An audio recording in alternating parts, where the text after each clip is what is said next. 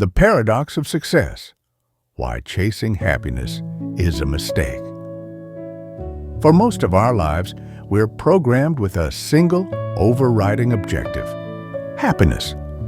We're told that if we achieve enough success, the right job, the perfect relationship, financial freedom, then, and only then, will happiness finally arrive and become a permanent resident in our lives. We treat it like a prize at the end of a long race. But after decades of global study and personal experience, we've discovered a profound and unsettling truth. What if this entire premise is flawed? What if, in our relentless, direct pursuit of happiness, we're actually guaranteeing our own disappointment? This is the paradox of success.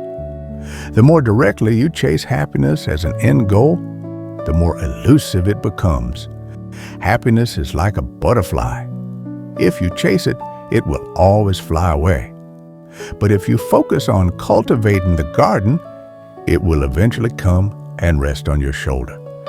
We spend so much energy trying to feel happy, to force happiness, to acquire the things we think will bring happiness, that we fall into what psychologists call the happiness trap. This trap is the constant state of monitoring and evaluation. Am I happy yet? Is this job good enough? Why isn't this moment perfect? This relentless internal questioning drains the very joy we're trying to cultivate. When you make happiness your primary pursuit, you set yourself up for failure because life, by its nature, is cyclical. The mistake lies in viewing happiness as a destination rather than a byproduct. Think about a musician. A musician doesn't practice just to be happy with the results. They practice to master the instrument, to express complexity, and to connect with the music itself. The joy, the satisfaction, the happiness comes after the effort, after the mastery, and because of the deep engagement. When you force happiness, you suppress the natural, essential emotions that come with struggle, loss, and challenge. You are chasing a single, flat note in a symphony that requires a full range of tones. So, if not happiness, what should be our focus? We should shift our attention entirely to the pillars that consistently generate happiness as a natural consequence. First, meaning and purpose. This is the bedrock. When your actions align with something greater than yourself, raising a family, building a legacy, serving a community, a deep sense of contentment emerges.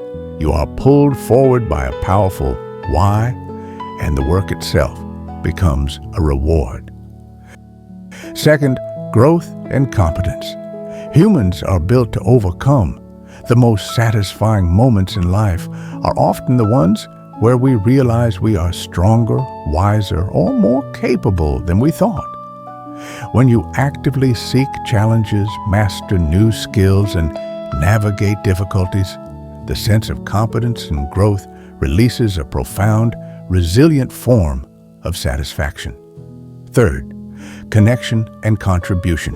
We are social creatures. Isolation in the relentless pursuit of individual material happiness is a guaranteed path to emptiness. Our deepest fulfillment comes from genuine relationships, acts of kindness, and the ability to contribute to the well-being of others. The joy you create for others is often the joy that comes back to you tenfold. Let's face an uncomfortable truth.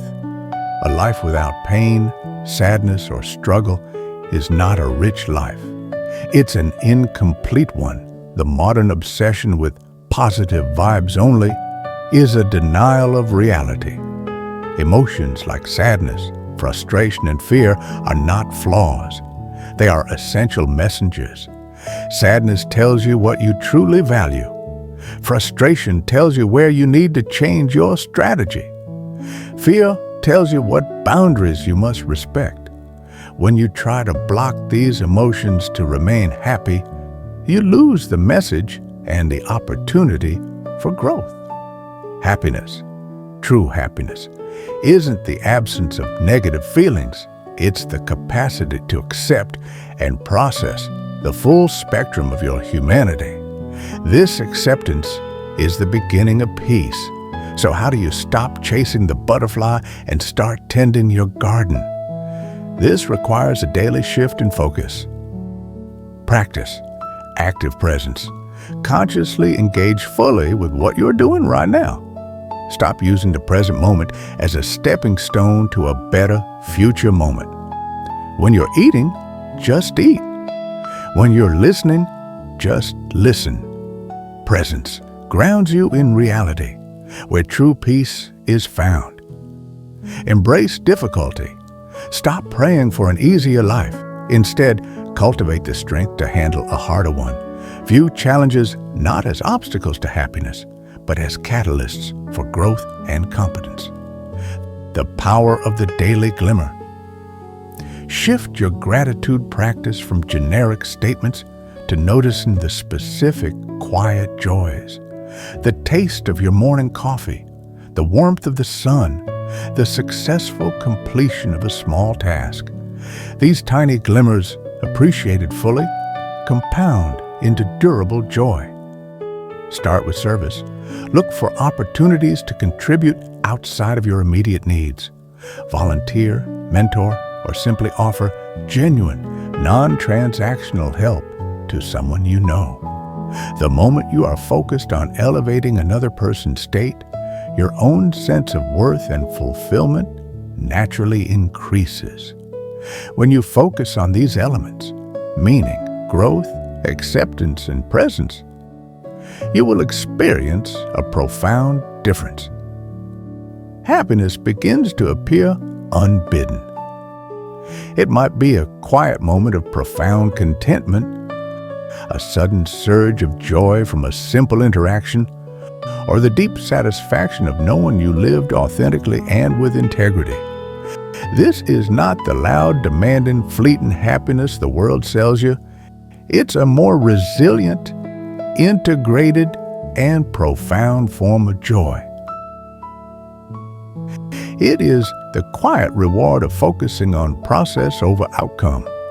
Teaches us that sometimes, to gain everything, to gain true sustainable fulfillment, we must first let go of our most fervent, direct pursuit.